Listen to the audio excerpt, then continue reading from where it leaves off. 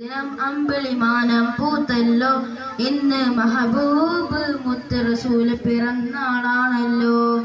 പുത്തനുടുപ്പുമെടുത്ത കുരുന്നുകൾ ആനന്ദത്താലെ ദഫിൻ താളത്തിനൊത്ത കുസുമ പൂക്കൾ വിരിഞ്ഞല്ലോ. മാസറബീഹ് സുദിനം അമ്പിളിമാനം പൂത്തല്ലോ.